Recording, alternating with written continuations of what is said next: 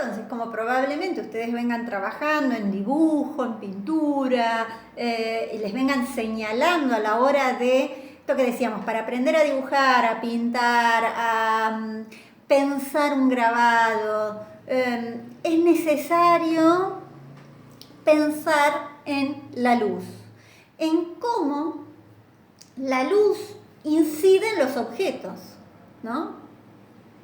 Porque si hay algo que sabemos, que por más luz general que tengamos, el objeto no se ilumina en su totalidad, sino que habrá zonas más iluminadas y zonas en penumbras, zonas de sombra. Y en esa composición me permite este juego de luces y sombras marcar y dar esta ilusión de tridimensionalidad en imágenes que son bidimensionales, ¿no?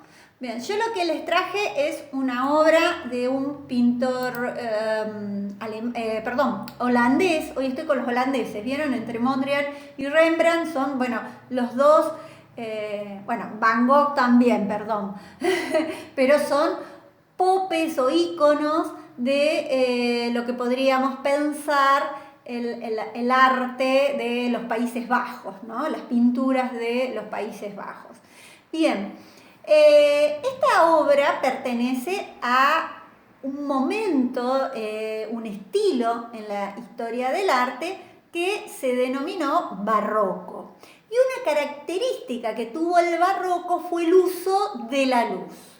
¿Qué tendríamos que tener en cuenta a la hora de pensar en la luz? Primero, el foco de luz.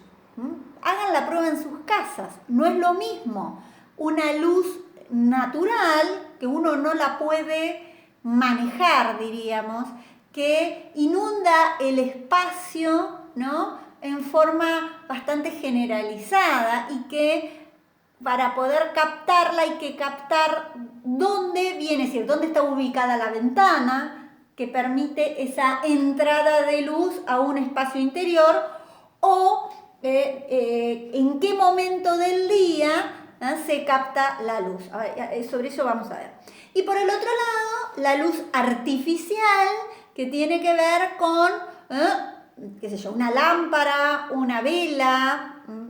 Y esto también me lleva a hablar de algo que se ve claramente en esta composición, es la temperatura de la luz. Cuando ustedes compran los focos de luces, vieron que ahora uno compra focos de luces cálidas o frías. Bueno, fíjense que aquí la luz es una luz dorada, que va a marcar un clima, un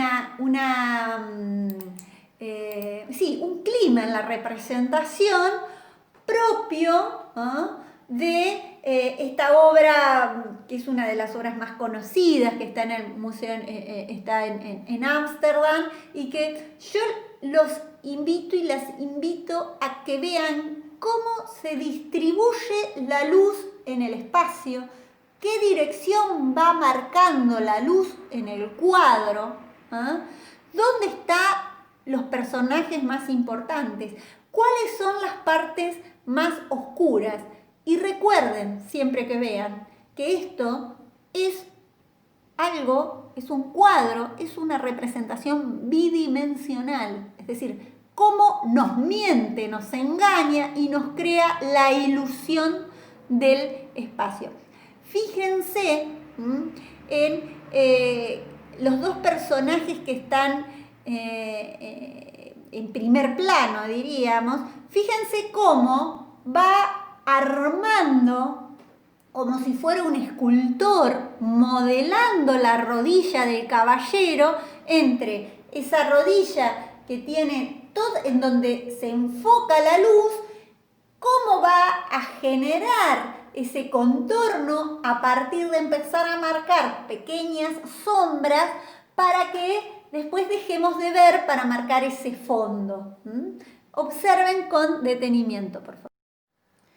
Bien, y para concluir hoy, con esto de empezar a mirar la luz. Los invito a que empiecen a prestar atención a tanto la luz natural como la luz artificial y qué ven cuando esta luz incide en los objetos y arma ese volumen del objeto, crea un clima en una composición.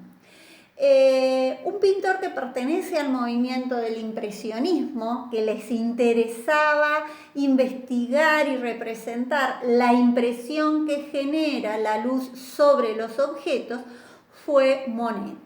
Monet se dedica a pintar, esta es una serie que pinta la misma imagen a distintas horas del día.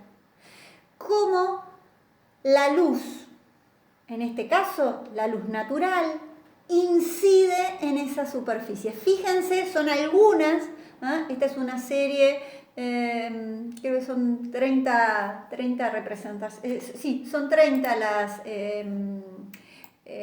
imágenes, las pinturas, los cuadros que va a fabricar,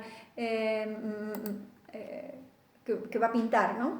Fíjense cómo incide en ese objeto, cómo el objeto se tiende a perder, a desdibujar, de dónde, yo los invito a que observen, de dónde viene el foco de luz a partir de esas sombras que van marcando, cómo incide, cuáles son las zonas más aplanadas porque el foco da directamente, cuáles son las zonas en donde se marca el volumen, porque como la rodilla que veíamos recién en la noche estrella, en la ronda de Rembrandt. Por otro lado, la temperatura de la luz.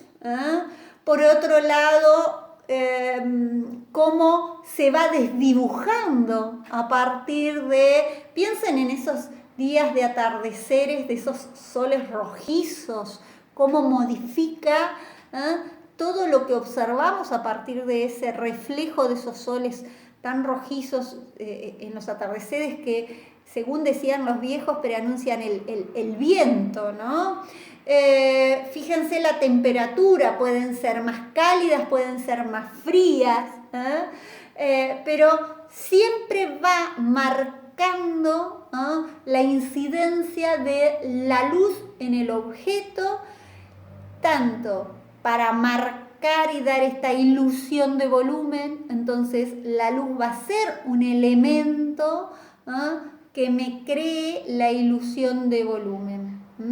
Como así también, de acuerdo a dónde está ubicada la luz, son los efectos que voy a generar, de dónde vienen esos focos de luces, si es una luz más dirigida o es una luz general, y también voy a tener en cuenta la temperatura de esa luz, si es una luz cálida o si es una luz fría. Piensen en esos focos blancos. Yo pienso en esos, antiguamente teníamos esos, siguen viniendo esos tubos de luces incandescentes, ahora vienen esos tubos pero cálidos también, pero esas luces blancas muy frías que incluso se ha probado que generan mucho cansancio visual cuando uno tiene que leer con esas luces tan frías. Bien, no hablo más, nos vemos la próxima.